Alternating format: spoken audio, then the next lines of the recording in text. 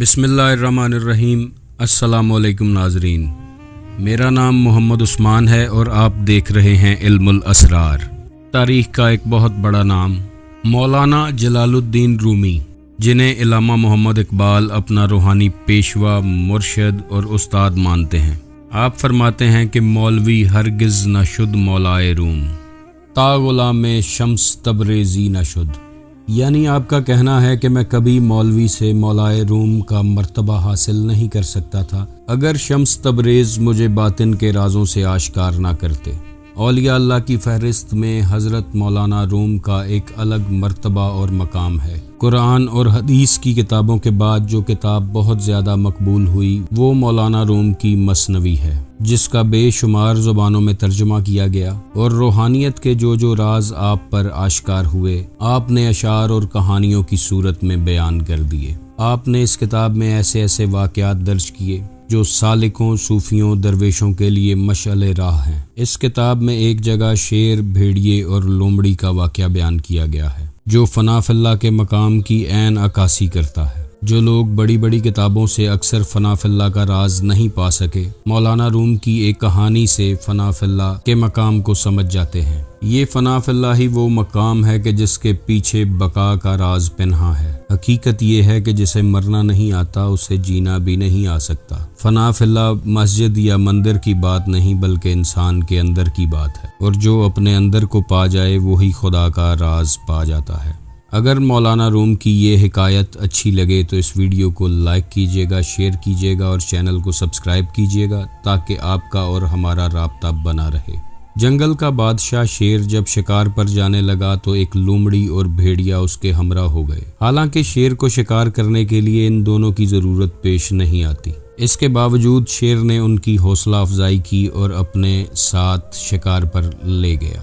حضرت علی علیہ السلام کا فرمان ہے کہ اگر کسی کا ظرف چیک کرنا ہو تو اسے عزت دو، اگر تو کم ظرف ہوگا تو اپنے آپ کو اعلیٰ و عرفہ سمجھنے لگے گا، اور اگر اعلیٰ ظرف کا مالک ہوگا تو آپ کی عزت کرے گا۔ شیر نے بھی کچھ ایسا ہی کیا۔ شکار کی تلاش میں یہ تینوں ایک پہاڑ پر پہنچے اور وہاں انہوں نے ایک گائے، ایک بکری اور ایک خرگوش کا شکار کیا۔ شکار کرنے کے بعد شیر نے بھیڑیے سے کہا کہ آج تمہیں موقع دیا جاتا ہے کہ اپنے انصاف کا مظاہرہ کرو اور شکار کو تقسیم کرو، تمہیں انصاف کے معاملے میں کھلی چھوٹ دی جاتی ہے۔ تو بھیڑیے نے کہا، بادشاہ سلامت، یہ گائے آپ کی شایان شان ہے، اسے آپ رکھ لیں، اور یہ بکری میں رکھ لیتا ہوں، جبکہ یہ خرگوش لومڑی کو دے دیتے ہیں۔ جس پر کہ شیر کو بہت غصہ آیا۔ شیر نے غصے میں کہا کہ کیا بکتا ہے، جب میں موجود ہوں تو میرے اور تیرے کی بات کر رہا ہے، میرے ہوتے ہوئے تجھے اپنی ذات نظر آ رہی ہے۔ آخر کار تو اس امتحان میں فیل ہو گیا، تو اپنی ذات کو میرے آگے سرنڈر نہ کر سکا،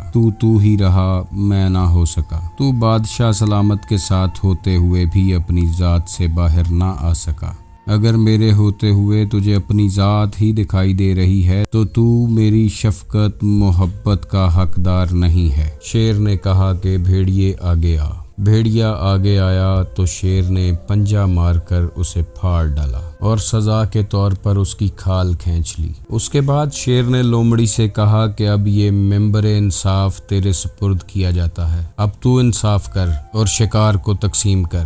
جس پر لومڑی نے عاجزی اور انکساری سے عرض کی کہ بادشاہ سلامت، یہ گائے آپ کے ناشتے کے لیے ہے، بکری دوپہر کے کھانے کے لیے اور خرگوش رات کے کھانے کے لیے۔ شیر نے فوراً کہا کہ اے لومڑی، تو نے انصاف کا حق ادا کر دیا اور انصاف کو روشن کر دیا۔ شیر نے کہا کہ آخر تو نے ایسا انصاف کہاں سے سیکھا؟ اور لومڑی بولی، بادشاہ سلامت، میں نے یہ انصاف بھیڑیے کے حال سے سیکھا ہے۔ لومڑی کے جواب پر شیر بہت خوش ہوا اور شیر نے کہا کہ جب تو نے اپنی ذات کو میری ذات کے لیے فنا کر دیا ہے تو اب تو بھی میں ہو گئی ہے، اب تو لومڑی نہیں بلکہ شیر ہو گئی ہے۔ جب تو نے اپنا حصہ بھی میرے قدموں میں رکھ دیا اور اپنی ذات کو میرے آگے فنا کر دیا تو اب یہ سارا شکار تیرا ہے۔ لومڑی نے شکر کا کلمہ پڑھا کہ شیر نے مجھے بھیڑیے کے بعد بلایا، ورنہ اگر پہلے بلایا ہوتا تو شاید میرا حال بھیڑیے والا ہوتا۔ اسی لیے قرآن پاک میں پچھلی قوموں کے واقعات جگہ جگہ بیان کیے گئے ہیں کہ انسان ان سے عبرت حاصل کر سکے۔ لومڑی نے بھیڑیے کے حال سے سبق حاصل کیا اور آخرکار بازی لے گئی۔ لومڑی بادشاہ سلامت کو اپنا بنانے میں کامیاب ہو گئی۔ لومڑی نے اپنی ذات کو فنا کر کے بقا کا راز پا لیا۔ نہ صرف سارا شکار اسے ملا بلکہ وہ شیر کی ساتھی بن گئی۔ بادشاہ سلامت کی محبتیں اور شفقتیں اسے حاصل ہو گئیں۔ شیر نے نہ صرف اسے شکار سے نوازا بلکہ اپنی دوستی اور شفقت عطا کی۔ یعنی اگر انسان اس مقام پر پہنچ جائے تو نہ صرف دنیا بلکہ آخرت بھی حاصل کر لیتا ہے۔ جو فنا تک پہنچ جائے وہ مقام بقا سے آشنا ہو جاتا ہے۔ ناظرین، اس کہانی میں فنا فی اللہ کا راز موجود ہے۔ شیر نے بھیڑیے کو بہت عزت دینے کی کوشش کی لیکن بھیڑیا کم ظرف تھا۔ اسے جنگل کے بادشاہ کی جگہ اپنی ذات نظر آ رہی تھی۔ وہ میں اور تو کے جھگڑے میں پھنس چکا تھا۔ جب تک انسان مالک حقیقی کے آگے اپنی ذات کو سرنڈر نہیں کرتا وہ فنا فی اللہ کے مقام تک نہیں پہنچ سکتا۔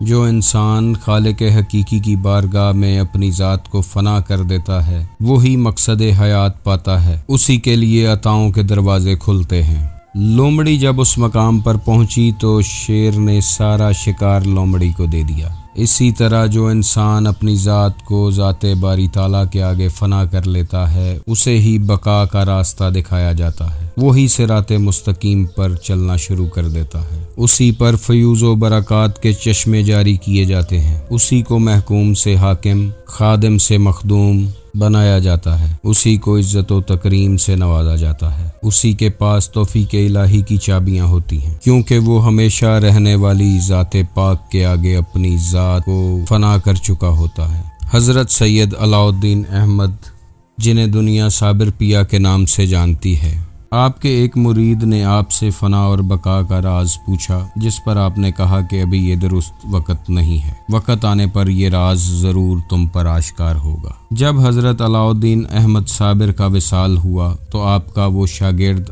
آپ کی آخری رسومات میں موجود تھا۔